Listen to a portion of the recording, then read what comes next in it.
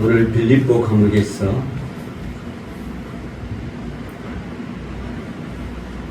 사도 바울이 행했던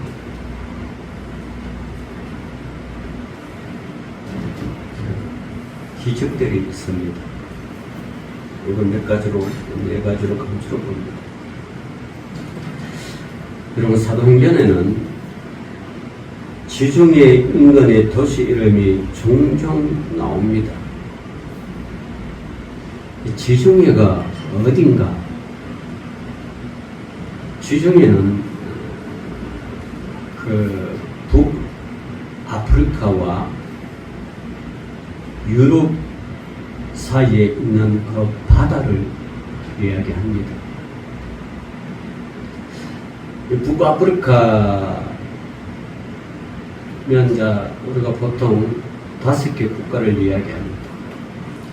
우리가 동남아 그러면 5개 국가를 이야기하면 베트남, 캄보디아, 저 위에 중국과 국경을 맞댄 라오스, 또 캄보디아 옆에 지난 달에도 막 전쟁이 막 폭탄이 오고 가고 하는 태국, 그리고 그 옆에 아주 혼연적인 민족인 옛날에는 버마라 그랬지만 미얀마가 있습니다. 그게 이제 동남아 5개국이라고 보통 그런다. 그걸 반도를 갖고 있는 사람들이 반도라고 하는 걸 인도 차이나 반도라고 합니다. 왜냐하면 버마 옆에가 인도가 있고 또 라오스 위가 중국이 있기 때문에 세계 지도에서는 그걸 갖다가 인도 차이나 반도라 그렇게 이야기합니다. 그러면 이 지중해는 그럼 어딨냐? 여러분 알다시피 중동이 있잖아요. 이스라엘의 중동이 있죠. 그 건너면 여러분 알다시피 애굽이 있고 그렇잖아요. 그러니까 이집트 또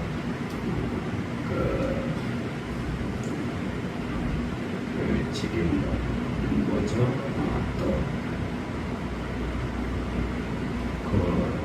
쭉 올라가면 이제 요파에서 배 타고 쭉 가다가 차 끝에 있는 걸로 가다가 저기 고려배 속에서 요나가 했던 것 끝에 지방이 그게 옛날에는 뭐 서문화라고 그러고 땅끝이라고 하는데 요즘은 그걸 갖다가 스페인이라고 합니다. 그래서 북아프리카에서 쭉 건너가면 그걸 그 지역을 이제 지중해라고 그래요. 근데 이 사도행전의 그 지중해에서 뭐 쭉 많이 나옵니다. 뭐 몰도바 이런 게 다 지중해죠. 그런데 이 지중해 도시 이름이 종종 나오는데 그 중에 하나가 오늘 그리스 북동쪽에 있는 빌립보입니다. 빌립보는 뜻이 빌립에 속했다라는 뜻입니다. 이 빌립은 그 유명한 알렉산더 대왕의 아버지인 빌립 2세가 이 도시를 세워서 이런 이름으로 불렸다고 합니다. 이 알렉산더라는 건 여러분 고대 그 헬라 로마가 세워지기 전에 그 그리스 로마라 그러잖아요. 그리스 로마. 그리스가 이게 헬라 시대. 그래서 아주 좀 오래된 도시죠. 알렉산더 대왕이 여러분 30몇 세에 여절했는데 그 유럽을 막 다 정복하고 막 그런 거죠. 그 아버지 이름을 불렀죠. 그래서 빌립보는 훗날 그 그리스 헬라 시대가 무너지고 로마가 세워졌던 그 로마의 직할 시민 도시가 되었습니다. 그래서 또 바울은 빌립보에 유럽 최초의 교회가 세워집니다. 여러분 이제 바울이 이제 유럽 전도 여행을 선교를 쭉 하다가 원래는 지금 있는 터키 쪽으로 그죠? 터키 쪽으로 전도를 터키도 그 당시는 다 로마 소속이니까요. 로마의 지배를 걸러 가는데 바울이 그 환상 중에 마게도니아 사람이 여기 와서 우리를 도우라. 그래가지고 터키로 가는 걸 방향을 바꿔서 그리스로 가죠. 그 최초의 도시가 이 빌립보였어요. 이 빌립보에서 유럽 최초의 교회가 있었는데, 이 빌립보는 여러분 알다시피 루리아다는 여성 사업가, 자주 장사를 하는, 오늘 말하는 섬유의 아주 큰 부자죠. 원래 유대인의 여자인데 그 사도 바울을 만나서 영접하고 내 집에다가 그 말씀을 전가하는, 그게 그 최초의 그 유럽 교회가 가정에서 시작됐어요. 유다라는 여자가 이어줘가지고요. 그래서 이 빌립보 교회, 빌립보 도시의 루디아 집에서 교회가 세워집니다. 아주 참 위대한 역사가 일어나는 거죠.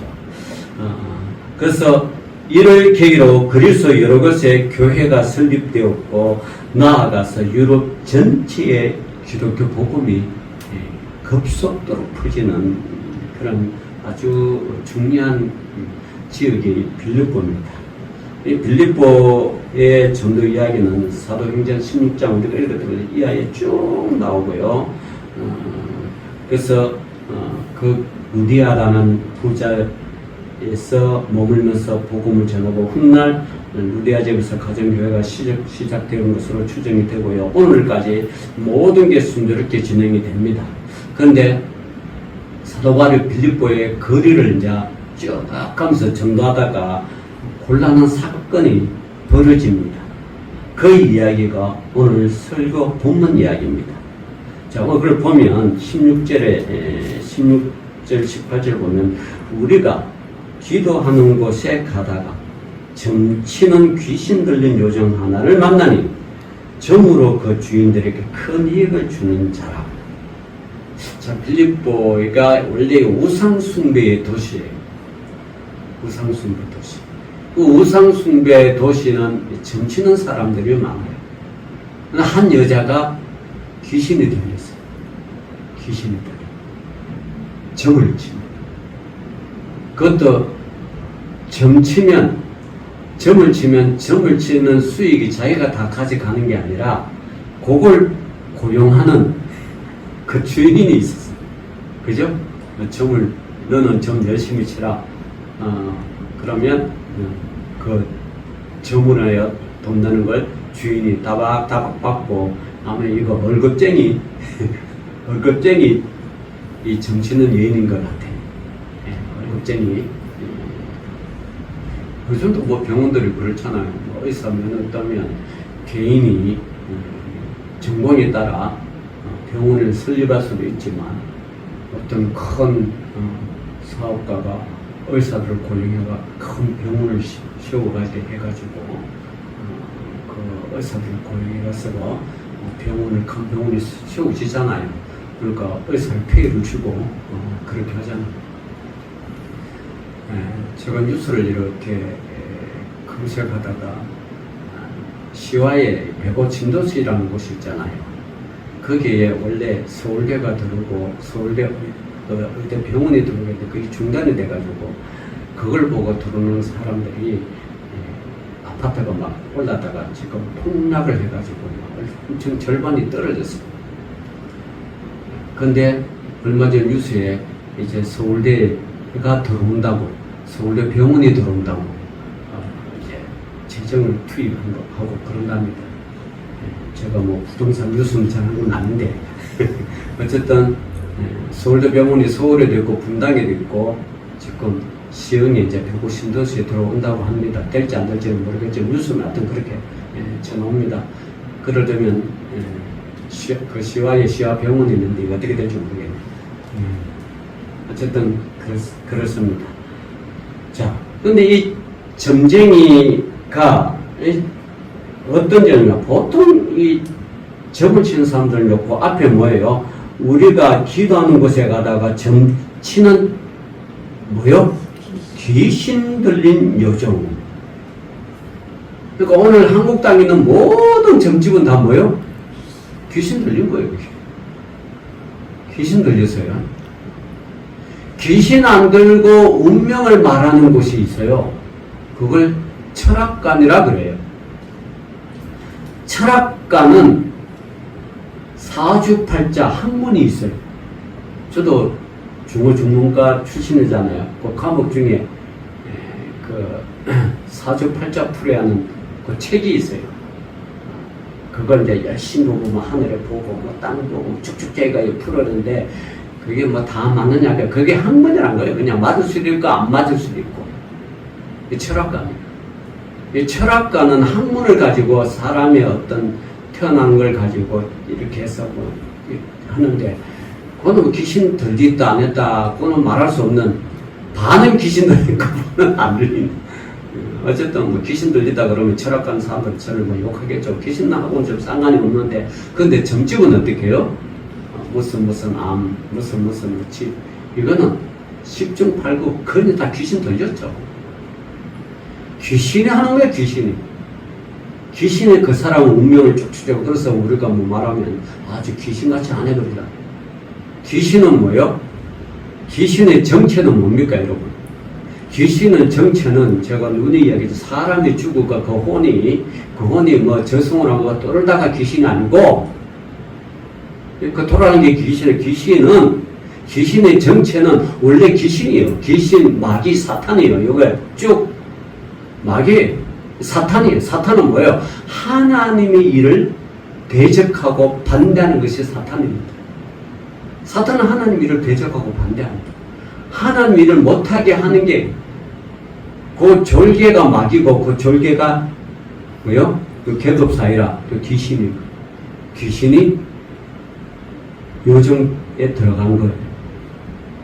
자, 그런데 귀신이니까 사도 바울이 거기에 나타나니까 이 사도 바울은 누구예요? 하나님의 종, 하나님의 사도잖아요.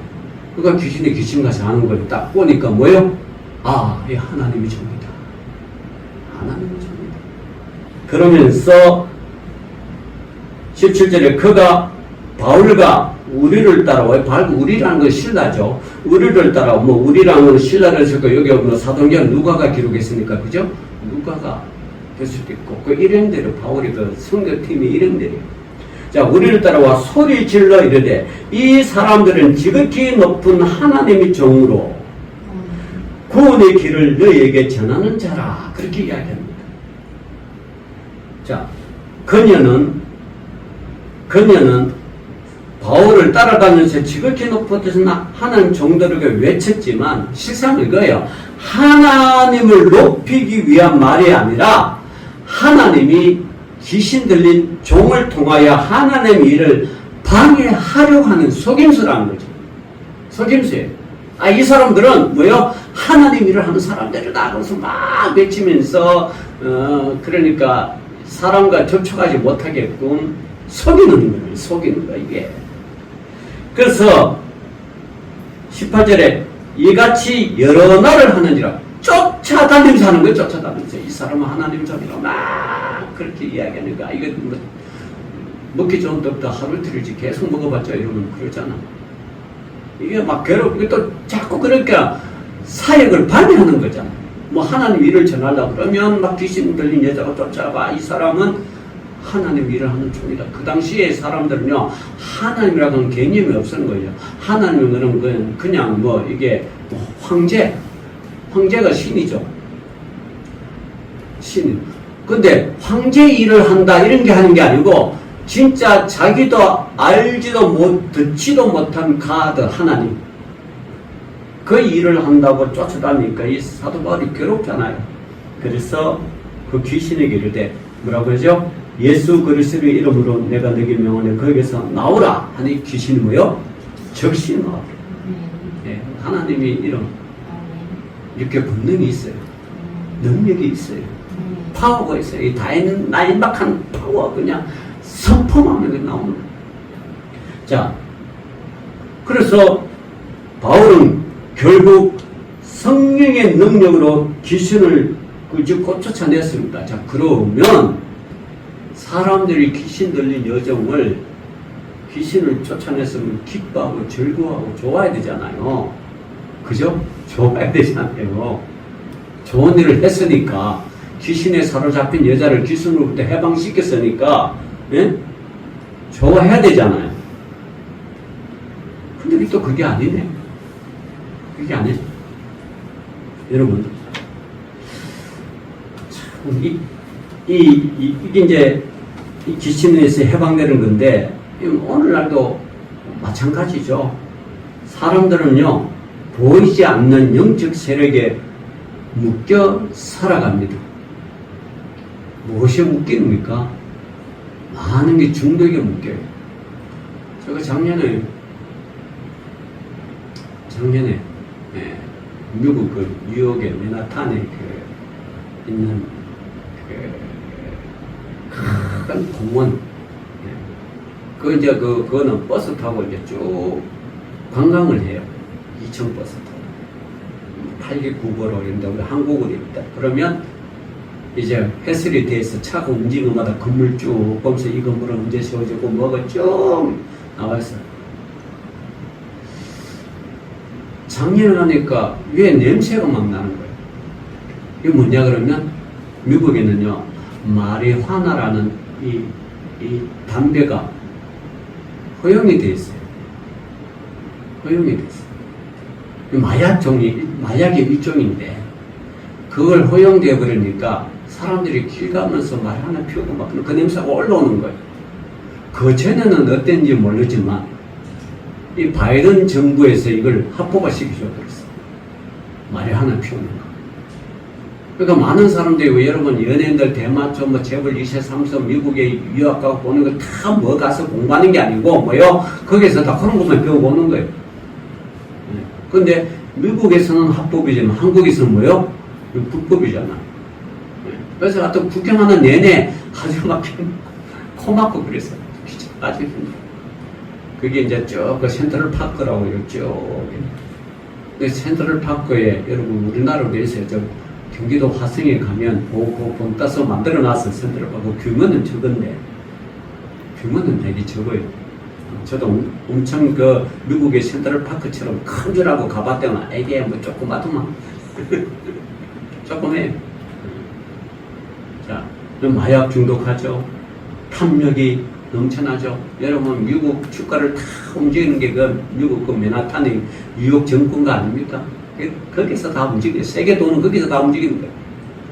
요건 음란이 있고 미움이 있고요. 사람 힘으로 끊을 수 없는 죄의 사슬에 매여 있습니다. 우리가 그렇다는 거죠. 그러나 예수의 이름으로 예수의 이름은 능력이 있습니다. 주님의 이름으로 모든 결박이 풀리고 모든 억압이 떠나갑니다.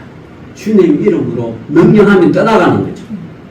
사랑하는 성도 여러분, 오늘 우리도 예수의 이름으로 기도할 때 묶인 것들이 풀어지고 속박되고 해방되는 기적을 경험할 수 있기를 주의 이름으로 축원합니다. 이건 우리를 끊어야 돼요. 진짜 끊지 않으면 이렇게 하면 이런 게 어떤 거죠. 자, 그래서 이 여인이 이제 풀렸죠. 해방되었죠. 자, 두 번째로 찬송의 기적이 있습니다. 고난 중에도 이런 찬송이 있습니다. 자, 한번 봅시다. 19절에 보면 여종의 주인들이 자기 수익의 소망이 끊어지는 것을 봤습니다. 여자를 통해 귀신 들린 여자를 통해 가지고 점 보는 사람을 조금 돈이 가만히 있어도 돈이 들어올 거 아니에요, 그죠? 이게 참 여러분 돈이란 게 그렇잖아요. 가만히 있어도 들어오는데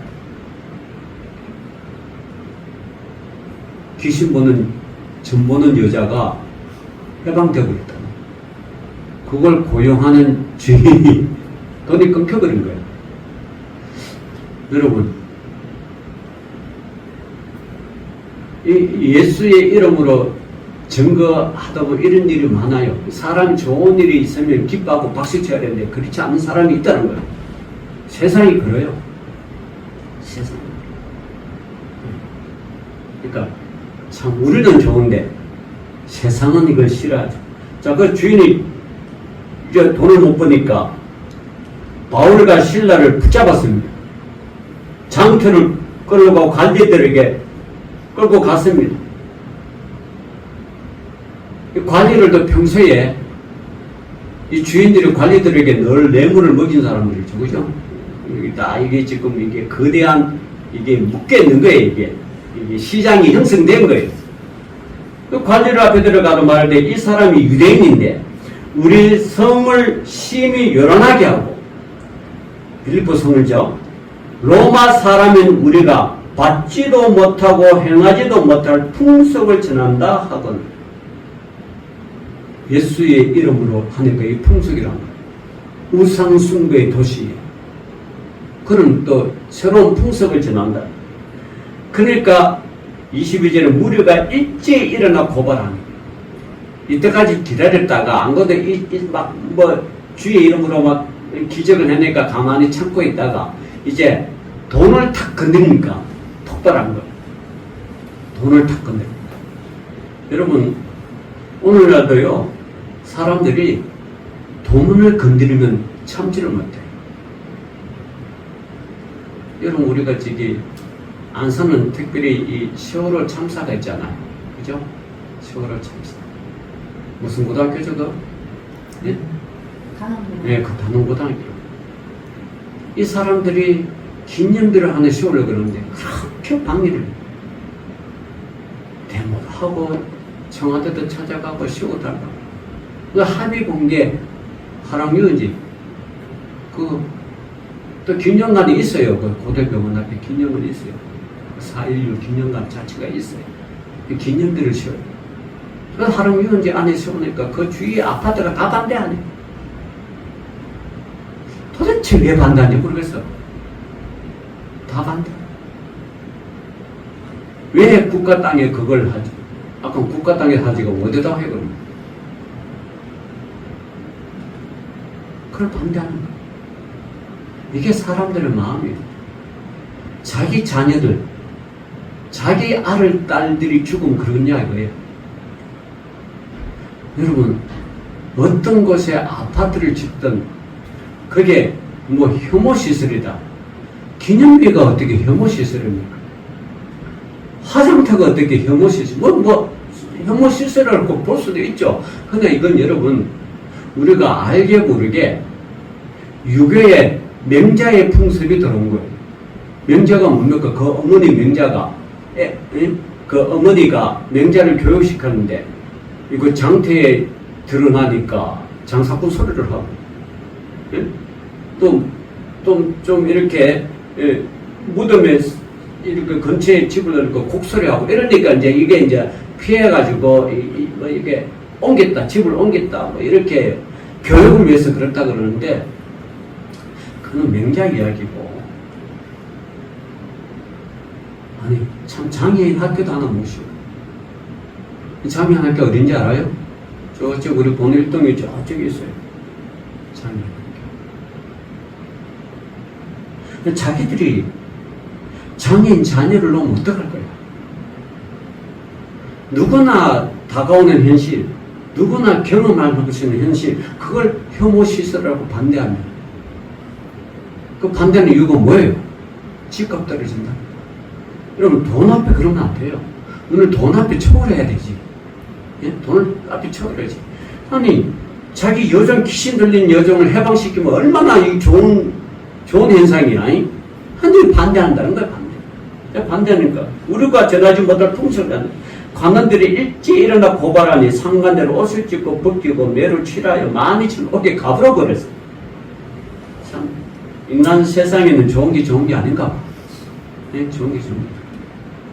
자, 24절, 그가 이러한 명령을 받아 그들이 깊은 옥에 가두고 그 발에 착고가 든든히 채워줬더니, 자,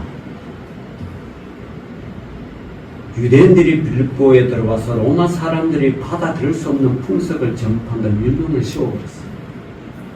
이들의 무고를 통하여 바울과 실라가 감옥에 갇혔습니다. 귀신을 쫓아내고 억울하게 고발당하고 매를 맞고 깊은 감옥에 갇혔습니다. 손과 발에 착고가 채워졌습니다. 고통과 수치가 얼마나 넘쳐나겠어요. 그런데 놀라운 것은 한밤중에 바울과 실라가 하나님께 기도하고 찬송을 불렀다는 사실. 상식적으로 감옥에 갇히면 원망하고 절망할 수밖에 없는데 그들은 오히려 찬송했습니다. 여러분, 바울과 실라가 지금 깊은 감옥 속에 갇혔다는 건 진짜 끌어올 수 없는 분노밖에 없는데 그 분노가 변해 찬송이 되었어요. 여러분, 찬송이라는 것은 상황은 변하지 않았지만 그들의 마음에는 성령님이 주시는 기쁨과 평안이 있습니다. 이것이 두 번째 기적인 거죠. 찬송의 기적. 여러분, 찬송은요, 환경이 아니라 믿음에서 나옵니다. 좋은 환경에서 나온 것이 아니고 나쁜 환경에서 나온 것이 아니고 믿음에서 나온 것. 찬송의 근원은 믿음이에요. 믿음의 사람들은 감옥 속에서도 찬송할 수 있고 풍랑 속에서도 주님을 바라볼 수 있습니다. 찬송은요, 기적을 문을 여는 열쇠입니다. 찬송을 막 하니까 바울이 창고가 열리고 창고가 탁탁 열렸어요. 자기뿐만 아니라 그 안에 있는 죄수들이 다 열려. 옥문이 막 지진이 일어나고. 뭐였기 때문에요? 찬송입니다. 찬송은요, 하나님의 기적을 일으킨 열쇠예요, 열쇠. 찬송은 뭐예요? 하나님께서 기적을 일으키는 열쇠 키다. 이 키가 보통 키가 아니라 마스터 키다. 여러분,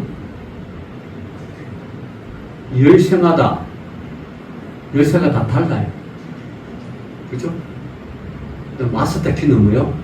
하나님께서는 다 열어. 찬송가 뭐예요? 마스터 키. 여러분, 절망 가운데 있습니까? 찬송하십시오. 안 되는 거 있습니까? 찬송하십시오. 힘든 것이 찬송하라는 것. 찬송은 마스터 키예요. 그래서 우리 기독교는 예배와 찬송이 항상 같이 가요. 항상. 찬송이 그만큼 줍니다. 찬송하니까 저절로 옥문이 열려버렸어요. 창고가 열려버렸어요. 자, 대단한 거죠. 두 번째 기죠. 자, 그 세 번째 거죠. 옥문이 열리면서 결박이 풀어지는 거야, 결박이. 바울과 실라의 결박이 풀어지고요. 옥문이 열리고. 창고가 풀리고. 하나님께서는요, 인간이 만든 창고와 감옥의 문을 직접 여십니다. 인간은 모든 속박을 만들어 사람들의 자유를 억압하지만 하나님은 모든 것을 풀어주십니다. 하나님 모든 걸 풀어줘요.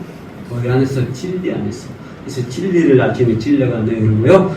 자유롭게 하리라. 우리 표현 아닙니까 이거? 자유롭게.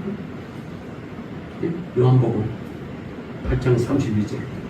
진리가 자유롭게 합니다. 찬송을 부르는 가운데 하나님의 진리가 성령이 여기서 다 자유롭게. 여러분, 우리 삶에도 닫힌 문이 있습니까? 해결되지 않는 문제, 막혀있는 길, 풀리지 않는 관계, 무너진 건강 있습니까? 하나님을 찬송하십시오.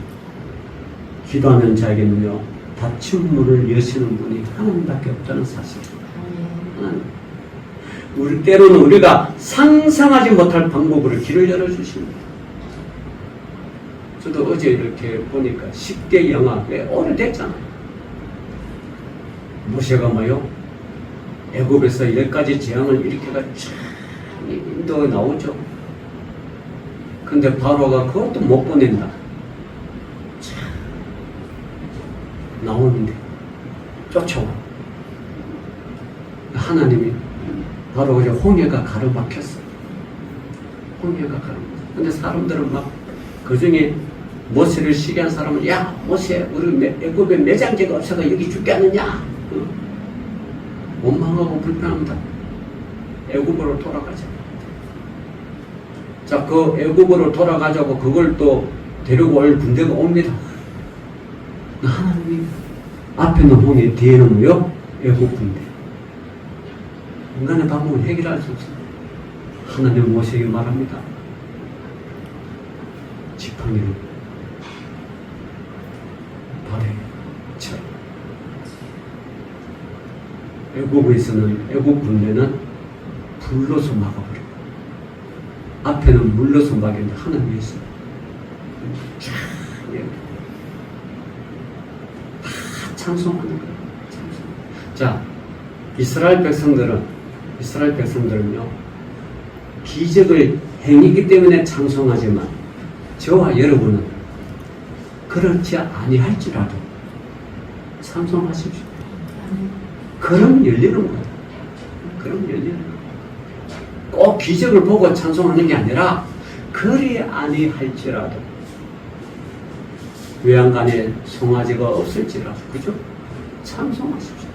그게 하나님의 능력을 불러들이는 마중물이 되는 거예요. 여러분 찬송과 기도는요 하나님의 능력을 불러들이는 마중물이에요. 마중물 보여야 뭐 들을 거 아니에요. 물을 들을 거 아니에요. 이게 하나님의 능력이에요. 자, 마지막 기적은요 영혼의 구원의 기적. 30절 32절 봅시다. 그들이 데리고 나가 이르되 선생들이여 내가 어떻게 하여 구원을 받으리까 하거늘 이르되 주 예수님이라 그리하면 너와 내 집이 구원을 받으리다. 주의 말씀을 그 사람과 그 집에 있는 모든 사람에게 전하리라. 할렐루야. 강수는 옥문이 열린 것을 보고 죄수들이 모두 도망간 줄 알고 이래 주구나 저래 주구나 그걸 지키지 못했기 때문에 로마법에 의하면 자기를 할 수밖에 없어요. 그것도 지가 혼자 자기를 해야 그 가족들이 안 다치지. 버틴 거에 있다가는 가족들도 다 죽는 거야. 그러니까 자기 하나 희생하겠다는 거예요. 그래서 자기를 하려고 하는데 바울이 소리치죠.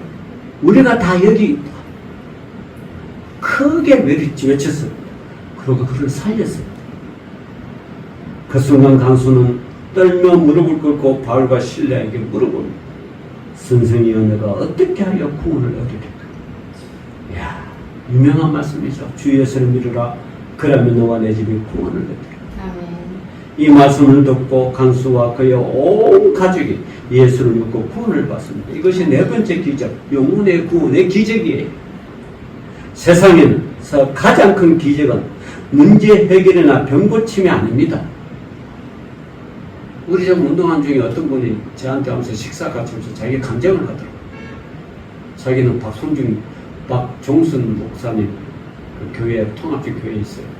이분이 부흥회 다니는데 이분 옆에 쫓아다니면서 교회를 들을 때 하루는 박종순 목사 그러더라고요. 자기가 이들이 다 안수를 못하니까 병 있는 사람 그 부분을 손을 놓고 기도하면 그렇게 기도하라고 했대요. 이 사람이 평소에 이게 섭진 손에 섭진 때문에 이 병원도 다니고 저 병원도 다니고 몇십 년을 고생했대. 이 섭진 때문에. 우리가 한글은 하나도 없으니까 그런 고통을 모르죠. 이 섭진이 있으면 괴로운 거죠. 소위 말하면 주부 섭진. 그러 괴로운데 그 박정선 목사님이 그 기도하신다고 그 손을 넣고 기도하니까 끝나고 나았다. 할렐루야. 이건 할렐루야.